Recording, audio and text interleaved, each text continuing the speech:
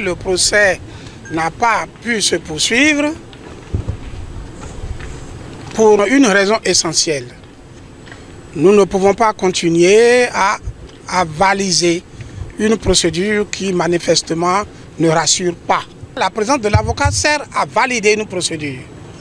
Nous avons compris et nous avons dit que nous ne pouvons pas valider une procédure qui se déroule en violation des choses, des règles les plus élémentaires, les plus visibles. Et ce matin, nous avons décidé de nous déconstituer. Donc, il fallait partir. Il a la composition de la cour qui est là, les textes sont là, on a tout dit, impossible, on ne veut pas nous comprendre. Il a un autre motif, que la dignité judiciaire ne permet pas de révéler grandement en public. Nous avons utilisé le mécanisme de courtoisie pour le faire comprendre. Et cependant, bon, on n'a pas été compris. Donc nous avons compris qu'il faut partir et c'est tout. Si on veut que nous revenions, il faut rétablir la procédure dans la régularité, dans l'équité. Nous sommes prêts à revenir, mais nous ne pouvons pas revenir pour avaliser une procédure injuste. C'est ça notre problème. Non, on ne les laisse pas, on a été contraint de les laisser.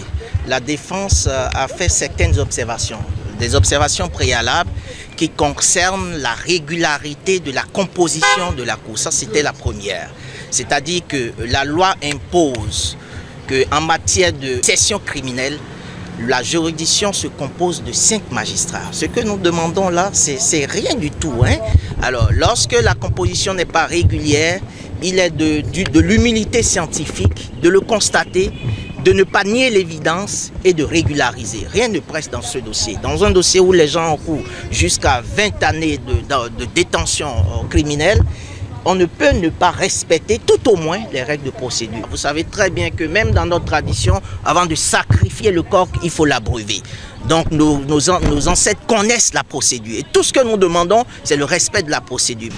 Et nous avions espéré que ces éléments-là, qui sont des choses élémentaires en matière de procédure et en matière de procès équitable, devaient être suivis. Mais nous avons compris davantage que nous sommes rentrés comme dans un couloir et que contre vents et marées, que toutes les limites ont été franchies en matière de respect des droits fondamentaux de la défense a pris ses responsabilités.